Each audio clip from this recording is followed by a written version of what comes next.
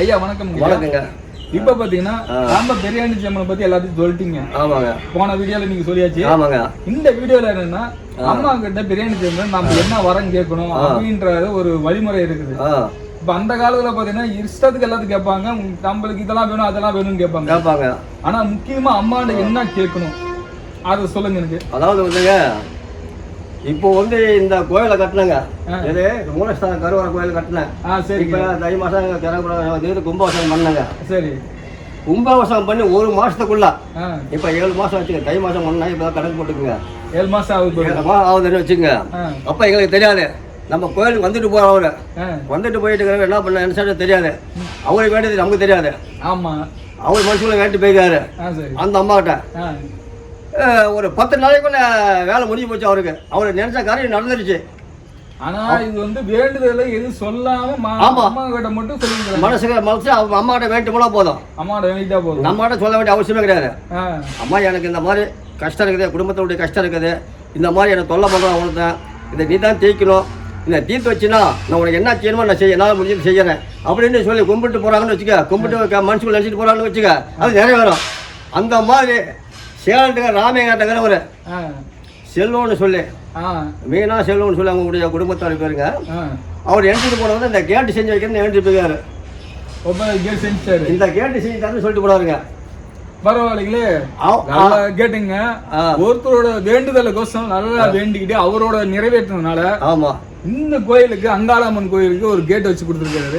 பரவாயில்லைங்க, அவரோட வேண்டுதல் பயணம் நிறைவேற்றுங்க. எதுவுமே வந்து வெளியே சொல்லாம மனசுக்குள்ள நினைச்சுக்கிட்டு அம்மா கிட்ட குறை சொன்னீங்கன்னா தான் உங்களோட வேண்டுதல் பலிக்கும். அதுவும் இல்லாம அம்மனோட வந்து உங்களோட கண்ணீரோட நீங்க சொன்னீங்கன்னா தான் உங்களுக்கு வந்து கண்டிப்பா உங்களோட அம்மா வந்து உங்களை நிறைவேற்றுவாங்க அப்படின்ற சொல்லுவாரு.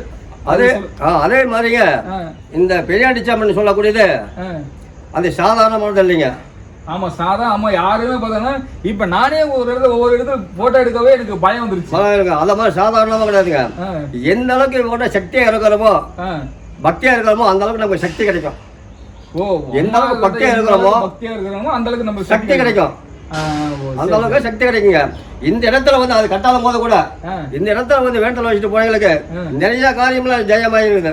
ஜெயமாகுது. பட்டு சேலை கூட போடுவாங்க, பொங்க வைப்பாங்க, சாவல் வைப்பாங்க, கிடா வெட்டுவாங்க.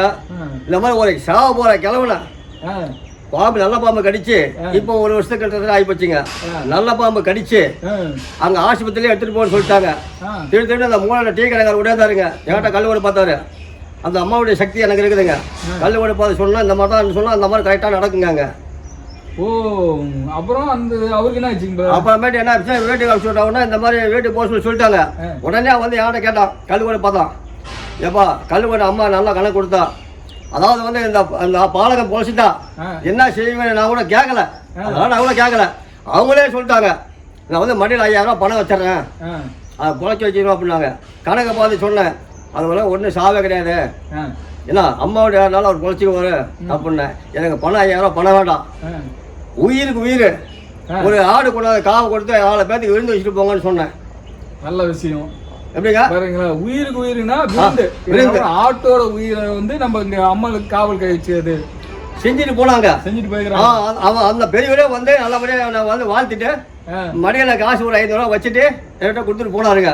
நான் காசுக்கு ஆசைப்பட்டதுனா அந்த 5000 ரூபா வச்சா வையுங்கன்னு சொல்லிட்டு எடுத்துட்டு போலாம் இல்லையா? கண்டிப்பா. அந்த நீங்க செய்ய கிடையாது, அதான் செய்யல. ஏன்னு கேளாக்க அந்த உயிருக்கு உயிர் அம்மாவுக்கு கொடுக்கணும், நம்ம காவை கொடுக்கணும். அப்ப அம்மாவுக்கு வந்து நம்ம உயிருக்கு பதிலா இன்னொரு உயிரை கொடுக்கணும், சின்ன ஜீவராசிக்கு சொல்லுவோம். ஆமா சொல்லுவோம் அந்த மாதிரி. இப்போ அது மட்டும் இல்லைங்க, இந்த கோயிலுக்கு வரவங்களுக்கு என்ன காரியம் நடக்குதோ அதெல்லாம் நல்லதே செய்யறாங்க. இப்போ வந்து ஒரு சேலத்துக்காரங்க இடமெல்லாம் எல்லாரும் வேணாம், சேலத்துக்காரு தொழில் முறை முடக்கம், எல்லாம் முடக்கம். அவர் வண்டி வாங்கணும்னு ஆசைப்பட்டாரு. கணக்கு பார்த்து சொன்னேன், வண்டி இந்த மாதம் ஆடி போய் ஆவணிக்குள்ள வண்டி வாங்குவோம்னு சொன்னேன். அதே மாதிரி ஆடி 1க்கே வந்து வண்டி வாங்கினாரு. முதல் லோடு கொண்டாந்து அம்மாவுக்கு நீ கொட்டணும், எம்சென்ட் கொட்டணும் பாருங்க. 1.5 யூனிட் கொண்டாந்து கொட்டு போனாரு. 1.5 யூனிட் கொட்டு போனாரு. அம்மாவில் களை போட சொன்னேன், ஜல்லி வந்துச்சு, எல்லாம் வந்துச்சு, எல்லாம் களை போட்டுக்கிறேன்ப்பா. பாருங்க, கண்டிப்பா பாத்தீங்கன்னா நீங்க மனுக்கோன்னு நினைச்சீங்கன்னா இந்த ஒரு கோயிலோட லொகேஷன் இடமும் நான் உங்களுக்கு சொல்லிடுறேன். இது எங்க இருக்குன்னு கேட்டீங்கன்னா நம்ம பனமரத்தைப்பட்டி பெரிய ரோட்ல தான் இந்த கோயில் இருக்குன்னா. இந்த கோயிலோட பேர் இருக்குன்னா பெரியாண்டிச்சி அம்மன். ஐயா முழு கோயிலோட பேர் சொல்லுங்க. அங்காளம்மன் சொல்லுவாங்க. அதாவது வந்து மொத்தத்தில் அங்காளம்மன் கோயில்னு சொல்லுவாங்க. மொத்தத்தில் வந்து அங்காளம்மன் கோயில் தான் சொல்லுவாங்க. ஆமாம். இங்கே இந்த பெரிய ரோட்டில் பார்த்தீங்கன்னா பணமரத்துக்கு பெட்டி நீங்கள் போகவே தேவையில்ல. அந்த பைபாஸ்க்கு டீ கடைக்கிட்டே கேட்டிங்கன்னா அங்காளம்மன் கோவிலுக்கு நாங்கள் போகணும் அப்படின்னு கேட்டிங்கன்னா கரெக்டாக சொல்லுவாங்க, வழி சொல்லிடுவாங்க. கண்டிப்பாக இந்த கோயிலுக்கு வாங்க. கூட பெரியாண்டி சாமன் கோயில் எங்கே கேட்டாலும் சொல்லுவாங்க. அது கேட்டுங்க. இந்த பேர் யூஸ் பண்ணாலும் கண்டிப்பாக சொல்லுவாங்க. உங்களோட கஷ்டங்களும் உங்களுக்கு குறைகளை நிறைவேற்றணும் அப்படின்னா இந்த ஐயா கிட்ட எல்லா டீட்டெயிலும் கேட்டுங்க. இந்த ஐயா என்ன சொல்றாரு அப்படின்ற நீங்க டீட்டெயிலாக கேட்டுட்டீங்கன்னா அவரு வழக்கப்படி நீங்க சொன்னீங்கன்னா தான் உங்களோட நிறைவேற்றும் அப்படின்றத நான் சொல்லுவேன். கண்டிப்பா உங்களுக்கு மனசார உங்களுக்கு நிறைவேற்றும் நான் நம்பிக்கையோட தரேன். அடுத்த வீடியோவில் நான் பார்க்குறேன். அந்த அம்மாள் நம்புறவங்களுக்கு நல்ல வழியை காட்டுவான். நல்லதான் நம்புறவங்களுக்கு நல்ல வழி காட்டுவான். நம்பிக்கையோட வரணும். நம்பிக்கையோட வரைகளுக்கு அந்த அம்மா கை தூக்கி விடுவான், மேலே தூக்கி விடுவான். கண்டிப்பா. ஓகே, வணக்கம். வணக்கங்க.